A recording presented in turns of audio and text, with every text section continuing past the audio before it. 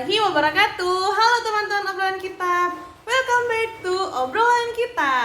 Nah, teman-teman obrolan kita, selamat tanggal 8 Juni ya. Teman-teman, ada yang tahu nggak sih tanggal 8 Juni itu diperingati sebagai hari apa? Mungkin teman-teman yang sering main ke laut pasti tahu tanggal 8 Juni itu hari apa. Yap, benar sekali. 8 Juni merupakan Hari Laut Sedunia. Jadi, pada episode kali ini kita akan mengobrol dengan 3 orang narasumber. Mereka adalah orang yang berkecimpung langsung di dunia laut. Kalian penasaran kan gimana bincang-bincang kita kali ini? Tapi sebelum kita melangkah untuk menghubungi narasumber kita, jangan lupa klik subscribe, nyalakan notifikasinya, klik like, komen, dan share ke teman-teman kalian biar semua teman-teman kalian menonton video ini. Oke? Jadi langsung saja ya kita hubungi narasumber kita pada episode kali ini. Tapi sebelumnya saya Ica pengen bilang selamat Hari Laut Sedunia teman-teman obrolan kita. Jadi langsung saja ya kita hubungi narasumber kita kali ini. Assalamualaikum warahmatullahi wabarakatuh. Halo kakak-kakak. Waalaikumsalam warahmatullahi wabarakatuh. Halo teman-teman. Gimana kak kabarnya hari ini? Alhamdulillah baik-baik. Alhamdulillah. Ya, seperti yang dilihat masih cerah. Alhamdulillah. Ya. Oke kakak-kakak, sebelum kita ngelanjut untuk ngobrol lebih dalam lagi, mungkin kakak-kakak ini bisa ngenalin diri dulu, biar teman-teman yang nonton video ini bisa kenal lebih dekat dengan kakak-kakak. Mungkin bisa dimulai dari Kak Yamin dulu ya. Bisa kenalin diri dulu Kak. Oke, teman-teman, assalamualaikum warahmatullahi wabarakatuh. Waalaikumsalam warahmatullahi wabarakatuh. Selamat siang menjelang sore. Mungkin saya sedikit memperkenalkan diri dulu. Nama saya Nur Yamin. Tapi teman-teman di kampus di luar biasa manggil Yamin. Untuk nama dulu ya. Nama saja Ica tuh? Kakak Ica? Nama dan asal instansinya Kak. Untuk saya alumni dari Kelautan Unhas. Saya angkatan 2012 di Unhas, lulus 2018. Sekarang aktif di Yayasan Konservasi Laut Indonesia. Oke. Itu saja Kak. Oke. Sekarang mungkin Kak Zaki bisa kenalin diri dulu. Sudah itu dilanjut sama Kak Fani. Oke. Halo semuanya, assalamualaikum warahmatullahi wabarakatuh. Waalaikumsalam. Nama saya Zaki Syaril Khan. Saya mahasiswa kelautan dari IPB. Saat ini masih menjadi mahasiswa karena saya memegang diamanahkan menjadi Sekretaris Jenderal HIMI Tekindo. Mantap. Semangat 2 tahun lagi Zaki. udah cukup. Ya itu aja. Oke, mungkin Fandi bisa lanjutkan. Ya, terima kasih Kak Ica. Assalamualaikum warahmatullahi wabarakatuh dan selamat siang menjelang sore teman-teman semua. Perkenalkan, nama saya Muhammad Irfandi. Saya juga berstatus mahasiswa aktif di Ilmu Kelautan Unhas. Sekarang saya dari MSDC Unhas dan kebetulan saya sekarang adalah ketua dari MSDC Unhas periode 2019-2020. Terima kasih. Oke. Nah, kan kakak-kakak ini seperti kita ketahui, sekarang ini tanggal 8 Juni yang dimana kita peringati sebagai Hari Laut Sedunia. Ya. Oke. Nah, saya mau nanya nih Kak, kan sekarang juga ini kita lagi dilanda wabah COVID-19. Menurut kakak-kakak ini, ada nggak sih dampak terhadap lautan dengan adanya wabah COVID-19 ini? Mungkin bisa dijawab sama Kak Fandi dulu kali ya? Oke. Untuk kelautan ya Kak, secara keseluruhan. Ya. Oke, kalau untuk dampak ke lautannya sendiri itu mungkin lebih ke dampak ekonominya, utamanya untuk para nelayan juga. Yang beraktivitas sehari-hari itu biasanya menangkap ikan, tapi ini karena adanya pandemi kan mereka pasti untuk hasil tangkapannya untuk dibawa ke pasar pasti agak terkendala, itu yang pertama. Kemudian juga untuk sehari-hari kita bisa lihat bahwa sekarang segala aktivitas kita semua dibatasi, pasti secara langsung akan berdampak juga ke para nelayan itu. Ya, betul betul. Kalau dari Kak Zaki sendiri, menurut Kak Zaki ada nggak sih dampak yang terjadi terhadap lautan selama pandemi saat ini? Oke, coba menjawab ya. Kalau dari sosial ekonomi mungkin itu ya, nelayan juga akan terdampak, dari segi pendapatan ekonominya juga akan sangat berpengaruh. Seperti kita ketahui juga dari KKP, Menteri kita Pak Edi juga ingin mencanangkan bantuan untuk nelayan. Saya lupa berapa donasinya, itu artinya kan nelayan sangat terpengaruh dari dampak COVID-19 ini. Dan dari segi lingkungan, kalau saya rasa lingkungan alam atau dari segi makhluk hidup, baik dari ikan ataupun terumbu karang dan lain-lainnya, saya rasa itu malah menjadi sebuah berkah, karena kita bisa lihat beberapa film, kalau di langit Jakarta itu sangat cerah. Di langit Jakartanya aja cerah banget, yang biasanya abu-abu jelek gitu, ini sampai gunung di Bogor aja bisa kelihatan dari Jakarta.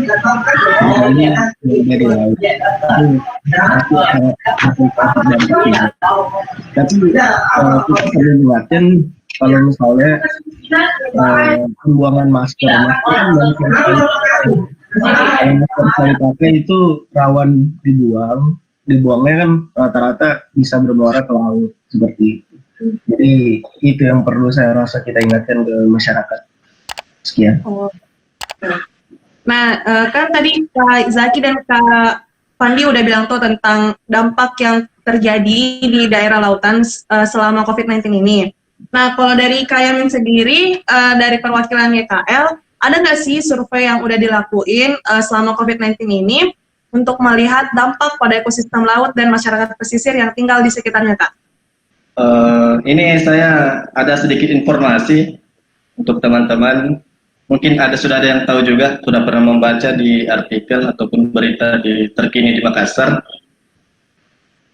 Kalau laut sendiri mengenai dampak COVID-nya mungkin tidak terlalu nampak dalam pemberitaan. Tapi ini ada informasi di tengah pandemi kita, di tengah pandemi COVID-19 ini, Laut Makassar ternyata dalam kondisi tidak baik-baik saja ini untuk saat ini. Karena kenapa? Kemarin saya tergabung dalam koalisi, mungkin teman-teman juga sudah tahu, ada tumpahan minyak di perairan Kota Makassar. Nah, ini saya pikir akan berdampak karena tumpahan minyak yang saya lihat ini tidak sedikit dan juga akan mempengaruhi ekosistem yang ada. Nah, itu informasi pertama yang mau saya sampaikan. Terus terkait dampak COVID ke nelayan, mungkin teman-teman tadi sudah juga paparkan. Saya berbasis data yang mau saya sampaikan.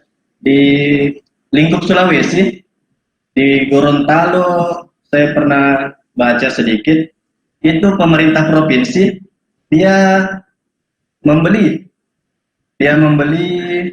ikan dari nelayan. Jadi masyarakat pesisir yang tinggal di Gorontalo dan juga di Palu, saya dapat informasi juga di daerah Palu, Sulawesi Tengah. Nah, itu dia masyarakatnya sama, aktivitasnya seperti biasa melaut, mendapatkan jumlah tangkapan yang relatif sama, tapi dia terkendala dalam pemasaran. Nah, dari penjualannya dia terkendala. Hasil tangkapan sama, cuma penjualannya yang tidak sama. Nah, di sini peran pemerintah. Dan saya lihat dari kalau yang di Gorontalo maupun yang di Sulawesi Tengah, di Palu, pemerintah dia membeli ikan dari nelayan, kemudian dia bawa ke dapur umum dan juga didistribusikan ke rumah sakit yang menangani COVID. Begitu. Itu informasi sedikit yang bisa saya sampaikan mengenai kondisi nelayan di pesisir yang saya tahu, baik itu di Gorontalo maupun di Sulawesi Tengah. Oke, Kakak Ica, mungkin itu dulu informasi awalnya. Oh ya, berarti survei yang dilakukan itu Kak, survei yang apa yang Kakak udah lakukan kegiatan sebelumnya Kak? Kalau bukan, ini hanya baca-baca informasi saja, studi Oh, literatur. Kalau survei sendiri Kak, Kakak pernah ngelakuin survei untuk melihat keadaan laut selama COVID-19 ini nggak? Berhubung kita ini diajak di rumah aja, jadi ya, kita masih mengikut protokol pemerintah. Kita ya diam di rumah aja sambil setidaknya kita tetap membaca informasi-informasi yang berkembang. Mungkin itu Kakak Ica. Oke. Nah, untuk dari Himitekindo sendiri Kak, Kak Zaki pengen nanya. Ya. Dari kan Himitekindo punya beberapa korwil nih. Mungkin dari wilayah-wilayah Kakak sempat ada yang ngelakuin survei selama COVID-19 ini untuk melihat kondisi keadaan ekosistem laut atau enggak? Kalau survei kayak gitu nggak ada, karena kita juga ikut protokoler pemerintah. Jadi karena tidak bisa keluar dan adanya PSBB, jadi tidak bisa kita untuk survei seperti itu. Jadi kita Himitekindo lebih kayak mengadakan seminar, kita ngadain webinar seperti itu, kita ngundang narasumber. Jadi kita berbagi ilmu, kita tetap bisa eksis walaupun di masa pandemi ini, dan ya harapannya teman-teman mahasiswa kelautan yang lain juga mendapatkan ilmu dari seminar itu. Cukup. Nah, ini Kak, kan tadi Kak Yamin sebelumnya udah bilang kalau misalnya terjadi tumpahan minyak di Laut Sulawesi Selatan.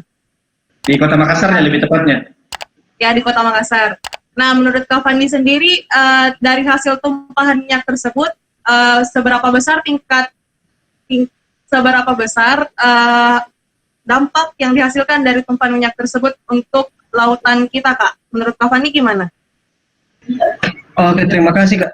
Jadi untuk dampak dari tumpahan minyak itu sendiri memang sebenarnya cukup fatal untuk ekosistem laut. Karena seperti yang kita tahu sendiri bahwa kalau dilihat secara kasat mata saja, ketika senyawa minyak itu disatukan dalam satu wadah dengan air biasa, itu pasti tidak akan bisa tercampur. Ya. Dan itu pasti ada memisah sendiri tuh untuk senyawa minyaknya. Nah, jadi kalau ketika dia berada di dalam lautan, di area laut, otomatis itu pasti akan terdampak di ekosistem lain. Misalnya di lamun. Nah, itu minyak bisa mengendap di permukaan lamun, menutup permukaan lamun, sehingga bisa menyebabkan kematian pada lamun. Pun juga dengan ekosistem karang, itu tentunya bisa berdampak ketika tumpahan minyak juga mengendap di bagian ekosistem karang, dan pasti bisa menutup permukaannya dan otomatis tidak bisa melakukan proses fotosintesis contohnya. Jadi itu cukup berpengaruh dan bisa menyebabkan efek domino yang panjang juga kalau tidak segera ditanggulangi. Seperti itu, Kak. Oh ya, berarti sangat berdampak ya, Kak? Iya, betul. Kan kata ini dari 3 lembaga yang berbeda nih, Kak. Pasti kakak masing-masing punya misi untuk bagaimana cara tetap mengawal bagaimana caranya kakak mengawal misinya selama masa COVID-19 ini untuk memberikan kampanye atau himbauan kepada warga-warga untuk menjaga ekosistem laut, Kak. Mungkin bisa dimulai dari kapan dulu kan ya?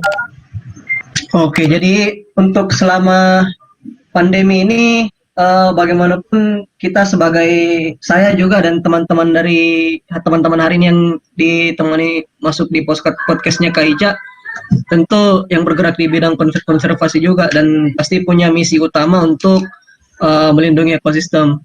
Jadi untuk teman-teman yang sempat mengikuti podcast ini, saya mengajak untuk kita lebih mengampanyekan lagi akan pentingnya menjaga ekosistem laut. Nah, bahkan di masa pandemi ini, dari informasi Kak Yamin juga masih terjadi pencemaran laut. Nah, melalui tumpahan minyak yang terjadi di Kota Makassar beberapa waktu lalu. Nah, maka dari itu saya mengajak teman-teman sekalian untuk lebih menyuarakan, lebih mengampanyekan bagaimana cara kita melindungi ekosistem laut.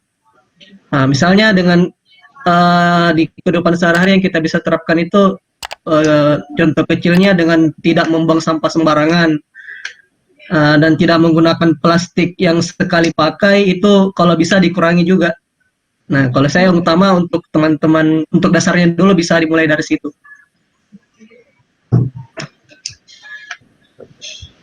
Nah, kalau kayak Min sendiri misi dari YKL itu Kak apa untuk untuk menghimbau masyarakat agar tetap menjaga ekosistem laut di tengah pandemi saat ini?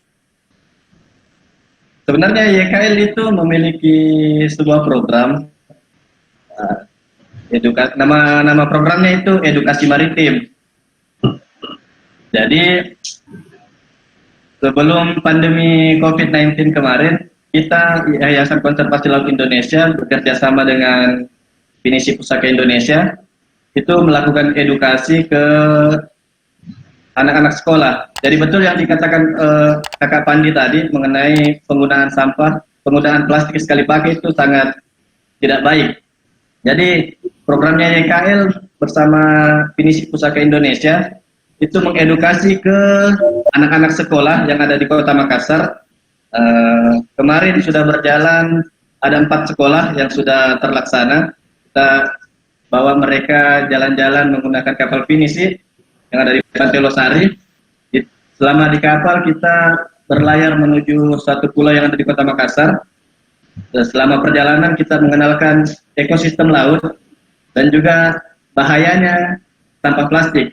Nah, kita pengenalan itu dan juga kita memberikannya merchandise seperti tumbler dan goodie bag supaya dia bisa pakai jangka panjangnya. Nah, itu mungkin program-program yang kita lakukan sebelum pandemi. Nah, setelah pandemi dan selama pandemi ini, mungkin yang kami lakukan di YKL sendiri itu bersama dengan beberapa komunitas yang ada di Kota Makassar, itu mencoba mengolah sampah yang ada, sampah rumah tangga. Jadi sampah organik dan anorganik mulai kita pisah.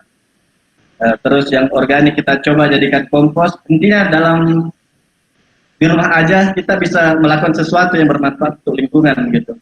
Kalau yang sampah organik itu kita pilah menjadi biopori, jadi kompos. Dan kalau yang sampah anorganik kita pisah lagi, yang plastik keras dan plastik lunak itu kita pisah. Dan plastik lunak ya kita coba kita buat dia menjadi eco-brick. Nah, mungkin itu aktivitas-aktivitas yang kita lakukan di YKL bersama komunitas yang ada di Kota Makassar. Yang bisa saya sebutkan itu mungkin Zero Waste salah satunya. Mungkin itu Kakak Ica. Nah, kalau Kak Zaki sendiri dari Himindo, misi apa yang Kakak lakukan selama wabah pandemi ini, Kak? Oke. Selama wabah pandemi ya. Nah, waktu pandemi ini muncul, kita awalnya kayak, aduh gimana ini, karena keberlanjutan organisasi itu kan sangat penting, dan gimana caranya organisasi ini tetap eksis, memiliki eksistensi di mata mahasiswa ataupun di mata umum. Jadi kita melakukan itu ya tadi webinar, kita melakukan webinar. Webinarnya udah jalan tiga kali. Yang pertama ada bersama saya selaku sekjen, yang kedua ada kita tentang Manta Watch. Jadi ada dari anak kelautan sendiri yang ikut internship atau magang di Manta Watch. Jadi mereka bercerita bagaimana bisa mengikuti internship itu. Dan selanjutnya kemarin ada yang sangat menarik, yaitu kemunculan fenomena paus orca di Indonesia. Jadi itu kan ya, dan kebetulan narasumbernya juga langsung dari KKP dan ada dari Iskimo juga. Dan di situ teman-teman bisa lihat beritanya dari laut.id. Di situ ada berita press release dari webinar tersebut. Nah, dan saya lihat animo teman-teman mahasiswa kelautan ini sangat antusias ya kalau ada webinar seperti itu. Dan saya rasa kita harus memperbanyak lagi sharing-sharing, kita perbanyak lagi sesama belajar. Kayak tadi mungkin dari Bang Yamin tentang Zero Waste, mungkin asik tuh Bang kayaknya kalau dilakuin webinar. kita nge-zoom rame-rame, asik kayaknya. Ya. Jadi ya bisa jangkauannya lebih luas lagi, dan itu harapannya. Dan selanjutnya dari Mitikindo sendiri, kita mau mohon doanya, kita ingin melakukan ini donasi terhadap mahasiswa kelautan yang terdampak oleh COVID-19. Harapannya dengan adanya donasi ini tidak ada mahasiswa kelautan yang putus kuliah, karena itu teman kita, itu keluarga kita, karena kita satu kelautan se-Indonesia. Seperti itu. Cukup. Ya. Oh ya Kak. Jadi misinya tiap-tiap lembaga berbeda ya Kak. Satu lebih condong untuk melakukan webinar agar teman-teman yang lain tetap teredukasi selama di rumah aja. Ya. Yang satunya lagi mempertahankan yang namanya untuk mengolah sampah bagaimana lebih baiknya. Dan MSDC sendiri dia tetap mungkin seperti dengan Himitekindo, tetap memberikan edukasi kepada teman-temannya, kepada teman-teman kelautan khususnya. Nah Kak, kan seperti yang kita ketahui bahwa sekarang pandemi ini yang sebentar lagi akan diberlakukan new normal.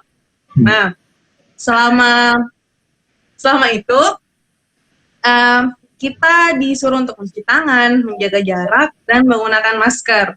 Tapi seperti yang kita ketahui bersama bahwa Indonesia ini masuk ke dalam 5 besar dunia penyumbang sampah terbesar. Nah, saya pengen nanya nih Kak, kan banyak juga tuh orang yang sekarang nggak pakai masker kain. Nah, bagaimana menurut Kakak tentang penumpukan masker sekali pakai yang akan terjadi ke depannya dikarenakan wabah ini? Mungkin Kak Zaki bisa menanggapi terlebih dahulu kali ya. Oke. Sebenarnya saya kurang tahu ya, kalau saya jujur, karena terkait masker sekali pakai saya kurang tahu itu bahannya apa. Kalau misalnya bahan daur ulang, saya rasa itu harus didaur ulang, karena itu ya kita tidak bisa terus menerus untuk ya menyampahi dunia inilah. Kasihan juga bumi ini kan kita sampaikan terus, dan ya ujung-ujungnya muaranya kemana, sampahnya pasti berada ke laut. Rata-rata kan seperti itu, dari darat, dari sungai dibuang, rata-rata bermuara ke laut. Jadi saya rasa itu harus diperhatikan, karena waktu itu kebetulan saya pernah rapat di Kemenko Maritim. Indonesia itu sedang menyusun rencana aksi nasional terkait sampah. Jadi waktu itu Bapak Presiden menginstruksikan untuk pengurangan berapa persen, saya lupa. Jadi harusnya pemerintah juga tidak bisa lepas terkait sampah masker, terutama dari KLHK, KKP, dan Kemenko Maritim. Mungkin itu tidak bisa lepas terkait masker ini, karena ya itu tadi, kalau nggak salah saya pernah lihat di Instagram ada post, tapi bukan orang Indonesia, orang Barat. Dia foto, dia kayak megang kayu gitu. Nah, di kayunya itu banyak banget masker. Jadi ini kayu, terus masker semua. Nah, itu kan bahaya ya, terutama buat biota kayak penyu atau apapun itu, mungkin yang bakal bisa berdampak terhadap masker itu. Jadi itu harus diingatkan, terutama oleh pemerintah juga terkait hal itu. Semoga ada kebijakan juga dari pemerintah. Sekian. Nah, kalau menurut Kak Fandi sendiri gimana tuh Kak? Apalagi tadi kan Kak Fandi sempat membahas mengenai sampah juga tuh Kak. Oke, jadi sepengetahuan saya juga, kalau untuk masker yang sekali pakai itu dia memang, kalau saya tidak salah ya, bahannya itu dia semacam bahan sintetis juga.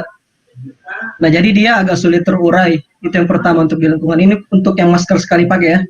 Nah, jadi karena bahannya yang sulit untuk terurai, maka itu tentu bisa jadi masalah baru lagi untuk lingkungan.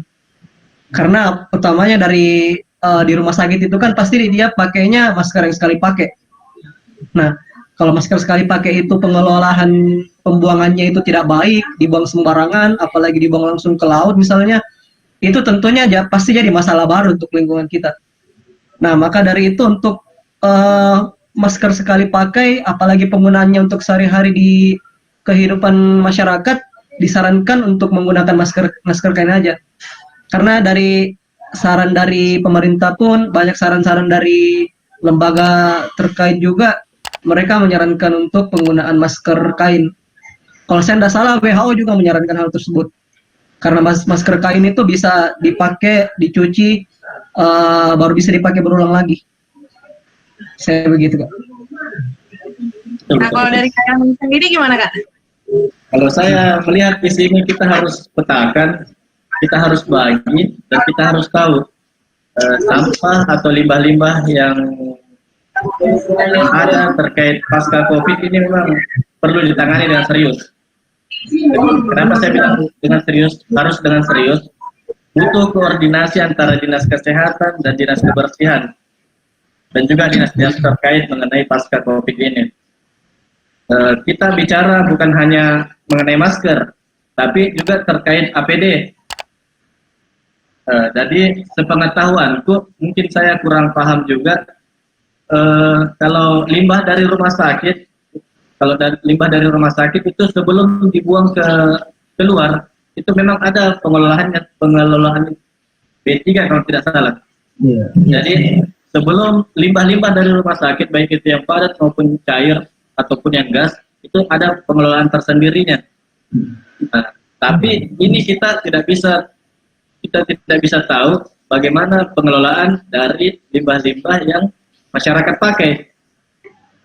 Nah, seperti kalau masker yang dari rumah sakit itu sebelum keluar jelas ada pengelolaan tersendiri.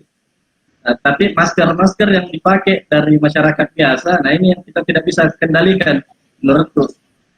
Jadi sudah pakai buang, berakhir jadi TPA. Nah, jadi ini saya bilang mungkin dari podcastnya Kakak Ica bisa terdengar sampai di pemerintah, baik itu pemerintah daerah maupun pemerintah pusat. Saya ingin menyampaikan bahwa perlu adanya koordinasi dari instansi terkait mengenai pasca COVID terkait alat-alat kesehatan ini. Mungkin itu saja Kakak Ica. Oke, Kak. Nanti sebelumnya saya bahas tentang new normal Kak, yang akan diterapkan di Indonesia. Nah, menurut kakak-kakak sendiri, gimana tanggapan kakak jika new normal tersebut berhasil diterapkan di Indonesia? Mungkin dari Kak Yamin dulu kali ya? Apa ya, saya bingung kalau bicara new normal ini, saya belum paham betul maksud dari new normal ini. Tapi yang saya mau bilang bahwa butuh proses, butuh adaptasi, yang memang betul-betul harus ada koordinasi antar sektor mengenai kehidupan berbangsa dan bernegara. Karena kenapa? Pemerintah inginnya lain, warga inginnya lain. Jadi saya bilang belum cocok antara di atas sama di bawah ini. Untuk ya, kalau kita bicara yang tadi Kakak Ica bilang ya, meskipun saya tidak sepakat dengan new normal yang dimaksud ini. Jadi ya harus butuh proses yang panjang dan butuh koordinasi yang super intensif, saya pikir. Itu Kakak Ica, itu kuncinya untuk kita bersama-sama dalam bernegara. Itu Kakak Ica. Kalau menurut Kak Zaki sendiri gimana Kak tanggapan new normal yang akan diterapkan di Indonesia? Oke. Kalau menurut saya justru bakal bahaya. Kalau menurut saya bakal membuat gelombang yang lebih gede, karena setahu saya new normal itu dilakukan ketika kurva atau grafiknya itu telah menurun. Sedangkan Indonesia aja kita nggak tahu ini udah di puncak atau belum. Seperti itu kan bahaya ya. Ketika ini masih di puncak udah dipaksa new normal, ya saya no comment deh, nggak tahu bakal gimana jadinya.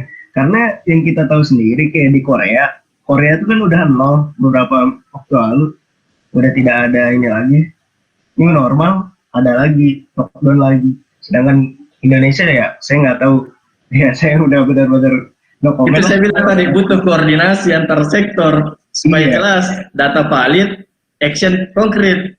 Nah, begitu. Itu dia. Dan ini saya ini pandangan pribadi aja. Saya agak Oke. kayak misalnya PSBB, tapi yang dibuka mall. Otomatis kalau mallnya dibuka, mau nggak mau warga datang dong. Iya kan? Iya, iya, iya. Logika sederhananya seperti itu. Iya, warga nggak bakal datang kalau mallnya nggak dibuka. Kalau mallnya dibuka, otomatis nyari baju lebaran. Nah itu. Nggak benar-benar. Jadi ya itulah saya nggak paham gitu gimana. Mungkin saya yang masih terlalu cetek ilmunya atau gimana ya, logika sederhana saya aja kayak gitu. Jadi kayak misalnya Soekarno-Hatta kemarin yang awalnya ditutup bagus tuh, keren, di lockdown segala macam, akhirnya Bapak Menteri Perhubungan kita yang alhamdulillah habis telah sembuh kembali dari COVID-19 membuka lagi dan ujungnya berdampak lagi, karena kita bisa lihat lah di foto-foto di Soekarno-Hatta seperti itu. Artinya benar kata Bang Yamin tadi, yang penting tuh koordinasi antar sektor dan kebijakan dari atas. Kalau kebijakan dari atasnya tidak kuat atau tidak saling koordinasi, ya masyarakat ngalir aja gitu, pasti dia ngikut aja. Namanya masyarakat kan, ya udahlah, mau dibuka, ya udah, ayo kita beli baju lebaran. Kalau dari saya seperti itu. Nah, kalau Kak Fani sendiri gimana Kak tanggapan mengenai new normal ini? Waduh, ya. Saya juga sepakat dari yang disampaikan Bang Yamin sama Bang Saki. Karena ini memang kalau kita berbicara mengenai new normal, memang sedikit ada berbenturan ini ya, regulasi antara apa yang dimau dengan masyarakat dan apa yang dilaksanakan sama pemerintah. Nah, selain itu juga kalau dilihat, betul tadi juga yang dikatakan Bang Saki bahwa kita di Indonesia ini belum ditahu apakah sudah mencapai puncak kurvanya untuk COVID-19 ini apa belum. Nah, karena kalau dilihat perkembangan dari hari ke hari itu banyak, tambah banyak, dan tambah banyak. Jadi, apalagi di negara lain pun sudah sempat meredakan PSBB-nya, tapi dilakukan PSBB lagi. Nah, karena dia kayak Cina, Korea itu kayaknya kalau nggak salah dia sudah masuk fase kedua dari COVID. Nah, kalau di negara kita pun kita tidak tahu apakah ini sudah fase kedua atau belum. Nah, jadi untuk itu kalau saya hanya mengimbau teman-teman bahwa pemerintah telah menetapkan kita akan menghadapi new normal. Presiden sendiri yang mengatakan. Jadi, adapun untuk pelaksanaan new normal itu pasti ada protokol-protokol sendiri yang dibuat. Jadi untuk saat ini ada lebih baiknya kita lebih aware ke diri kita masing-masing. Bagaimana cara kita melaksanakan protokol kebersihan, utamanya cuci tangan, yang paling penting menggunakan masker, dan sangat disarankan untuk mengurangi bepergian keluar kalau lagi tidak penting. Dan intinya ya kita sekarang jaga diri masing-masing dulu lah sebelum kita perhatikan ke orang lain. Betul. Karena sekarang memang dilihat kita lebih ke arah bagaimana alam menseleksi diri kita. Bagaimana diri kita untuk menjaga agar tidak terjangkit dari virus COVID-19 ini. Kalau saya seperti itu sih, Kak. Terima kasih. Nah, kan tadi kita udah bahas tentang dampak terhadap laut. Kita juga udah bahas mengenai sampah. Kita juga udah bahas tentang new normal. Nah, terkait new normal ini, beberapa artikel kan udah bilang tuh kalau misal pandemi ini di Indonesia bakal berakhir paling cepat katanya bulan Agustus dan paling lambat itu akhir Desember. Nah, setelah pandemi selesai ini, apakah kakak memiliki beberapa ketakutan yang bakal terjadi kepada ekosistem laut? Ada nggak sih ketakutan tersendiri? Misal, kalau misalnya pandemi ini selesai, mungkin kakak berketakutan kayak, tingkat penutupan karang, lamun gimana ya? Dia meningkat nggak sih? Atau dia menurun nggak sih? Atau mungkin ada hal-hal lain seperti kayak kehidupan masyarakat pesisirnya atau bagaimana, Kak? Mungkin bisa ditanggapi sama Kak Zaki dulu kali ya. Oke, kalau dari saya yang pertama pasti ini sih terkait sampah ya, yang itu tadi ya, yang tadi seperti Bang Yamin bilang, benar tadi. Limbah medis tuh bener, jadi namanya limbah medis. Saya baru ingat dari APD, kayak jarum itu kan nggak boleh asal buang tuh, jarum suntik itu harus dibuang di limbah medis, dan itu kan ya akan meningkat karena pasien dari COVID-19 ini kan banyak. Penggunaan seperti itu kan pasti akan meningkat. Nah, itu yang mungkin saya khawatirkan untuk ya bagaimana teknis dalam pengelolaan limbah tersebut, dan bisa mengancam laut seperti itu.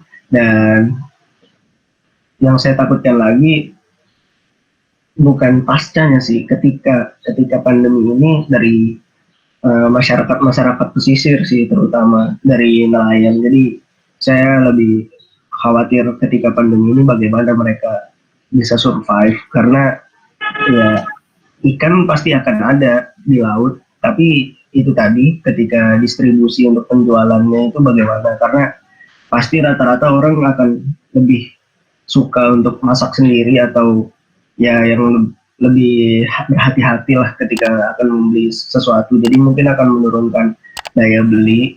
Nah, itu yang saya takutkan.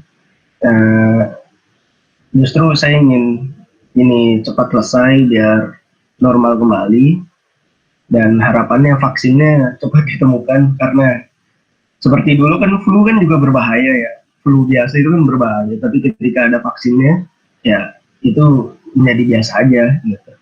Harapannya sih seperti itu. Cukup. Nah, kalau kayak Min sendiri gimana tuh Kak? Ada nggak sih hal-hal yang Kakak takutkan bakal terjadi kepada ekosistem laut setelah pandemi ini selesai? Kalau saya pribadi menanggapi pertanyaan dari Kakak Ica, saya cuma mau bilang bahwa kita harus berpikir positif. Jadi kalau mengenai, saya coba sedikit menanggapi tadi yang Kakak Zaki. Kalau kita bicara ketakutan, alat-alat kesehatannya bisa sampai masuk ke limbah, saya pikir tidak bakalan. Jadi saya selalu mencoba menanamkan dalam diriku bagaimana berpikir positif untuk mendapatkan hasil yang positif. Jadi kalau terkait limbah-limbah, saya pikir kalau dari rumah sakit sudah ada pasti pengelolaan tersendirinya mengenai limbah dari rumah sakit. Untuk sampai ke laut, saya pikir tidak bakalan sampai. Nah, terus mengenai ketakutan-ketakutan atau kekhawatiran yang bisa merusak ekosistem laut, untuk ekosistem saya pikir tidak ada, tapi yang akan berdampak itu ke masyarakatnya. Nah, jadi tidak langsung ke laut, tapi ke masyarakatnya. Jadi pola kehidupan masyarakat pesisir itu yang akan sedikit mengalami perubahan, saya pikir. Mungkin itu saja Kakak Ica. Nah, kalau Kak Fandi sendiri gimana Kak? Ya, kalau saya bagaimana dampak bagi ekosistem setelah COVID berakhir ini, sepertinya yang harus kita perhatikan itu anomali cuacanya.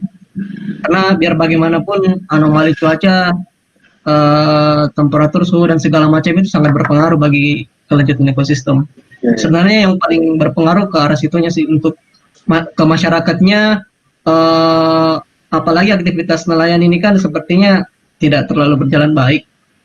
Nah, otomatis kan apalagi kalau ada nelayan-nelayan yang melakukan penangkapan secara merusak, itu pasti cukup berdampak buruk juga untuk ekosistem sebenarnya. Tapi untuk saat ini, apalagi yang disampaikan Bang Zaki juga tadi, untuk pemasaran dan pendistribusian ikan hasil tangkapan nelayan yang kurang berjalan baik, itu tentunya sebenarnya bisa berdampak baik untuk ekosistem. Karena saat ini bahkan di langit pun juga emisi berkurang, otomatis juga pencemaran tidak berlangsung. Nah, jadi tentu juga selaras dengan jalannya aktivitas kita sehari-hari, aktivitas nelayan juga itu bisa berpengaruh ke ekosistem. Itu saja, Kak. Jadi COVID ada positif, ada negatifnya ya untuk lingkungan. Ya. Berarti ada beberapa dampak positif dan ada dampak negatif yang dihasilkan dari COVID ini. Iya. Betul. Oke. Jadi kakak-kakak, sebelum kita tutup ngobrol-ngobrol kita hari ini, saya mau minta pesan atau saran dari kakak-kakak sekalian yang ingin disampaikan kepada teman-teman yang menonton video ini atau mungkin kepada pemerintah atau siapapun itu mengenai Hari Laut yang kita peringati hari ini, yaitu Hari Laut Sedunia yang jatuh pada tanggal 8 Juni. Mungkin bisa dimulai dari Kak Fandi dulu ya. Oke, bisa. Jadi pesan saya untuk Hari Laut Sedunia di tengah-tengah pandemi ini, saya harap teman-teman tetap peduli dengan ekosistem laut. Apalagi ekosistem laut sendiri itu banyak teman-teman di luar yang tidak berkecimpung atau yang tidak terjun langsung untuk mengetahui seperti apa itu laut. Saya harap mulai dari sekarang bisa lebih perhatian lagi, lebih aware lagi soal bagaimana kita menjaga kelestarian laut. Karena di laut sendiri itu sangat berpengaruh juga untuk kelangsungan hidup kita di dunia. Mulai dari terciptanya oksigen juga bisa berawal dari laut, fotosintesis terumbu karang, bisa juga dari mangrove, lamun, dan segala macam. Itu sangat berpengaruh bagi keberlanjutan hidup kita ke depannya. Karena kalau dilihat juga, sekarang kan kita juga selain menghadapi pandemi, kita juga ada gangguan di keberlangsungan ekosistem kita, sangat banyak pencemaran, sangat banyak tragedi kerusakan lingkungan.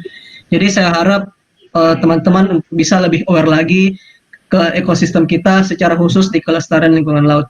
Terima kasih. Nah, kalau Kak Zaki sendiri gimana Kak? Apa pesan yang ingin Kakak sampaikan untuk teman-teman di luar sana? Baik, ini saya sedikit cerita aja ya. Ada hal yang lucu sebenarnya ketika saya baru pertama kali masuk dalam jurusan kelautan. Saya akui saya nggak bisa renang. Jadi waktu praktikum selam pertama, saya kacau lah. Pasti dari teman-teman ngerti lah kalau praktikum selam itu bagaimana. Jadi sangat kacau.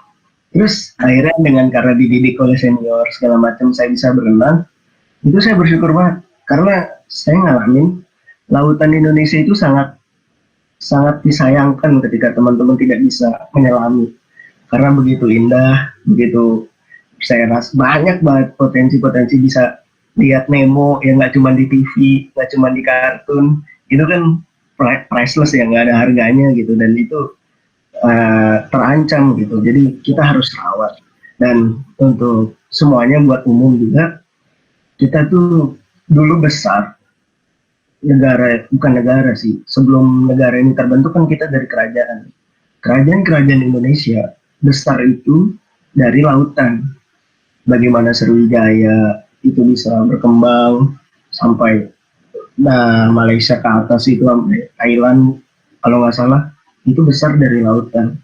Kerajaannya kerajaan maritim, dan sudah saatnya kita tidak mempunggungkan lagi lautan kita. Jadi kita harus balikkan lagi bahwa kita emang nenek moyang kita dari pelaut. Kita harus mencamkan itu kepada teman-teman umumnya. Jadi nggak cuma mahasiswa kelautan pasti udah bangga sekali dengan lautnya. Tapi yang ingin saya sampaikan ketika teman-teman yang umum nonton akan hal ini, percayalah, lautan Indonesia tuh bagus dan mari kita jaga bersama-sama. Terima kasih. Oke. Nah, terakhir nih Kak Yamin. Menurut Kakak sendiri, pesan apa yang ingin Kakak sampaikan untuk teman-teman di luar sana yang menonton video ini? Untuk teman-teman yang menonton podcastnya Kakak Ica, di obrolan kita, saya cuma mau pesan untuk teman-teman dan pemerintah di luar sana, ya kita tidaknya kalau tidak bisa memperbaiki, tidaknya jangan merusak. Itu dulu. Jadi mulai dari pribadi, saya sendiri dan teman-teman yang mendengar di sini, buanglah sampah pada tempatnya, itu paling penting. Dan kalau tidak bisa merusak, tidak bisa memperbaiki, ya jangan merusak. Itu saja Kak Ica. Singkat tapi tepat sasaran. Oke, karena kita udah berbincang sangat lama ini, bukan sangat lama sih, agak lama, dan kita udah memetik banyak info dan pengetahuan baru dari cerita-cerita kita hari ini. Terima kasih banyak Kak atas kesempatan dan waktunya udah berbagi cerita dengan saya. Semoga cerita kita hari ini dapat memberikan inspirasi dan pengetahuan baru untuk teman-teman yang menonton video ini. Amin, amin, amin. Selamat Hari Laut Sedunia, kakak-kakak. Selamat. Mantap. Terima kasih ya. Wassalamualaikum warahmatullahi wabarakatuh. Waalaikumsalam warahmatullahi wabarakatuh. Makasih ya teman-teman obrolan kita udah nonton video ini. Jangan lupa klik subscribe, nyalakan belnya, klik like, komen, dan share ke teman-teman kalian. Jangan lupa juga untuk follow akun sosial media kita yang lain biar kalian gak ketinggalan info-info terbaru dari kita. See you in another video teman-teman obrolan kita.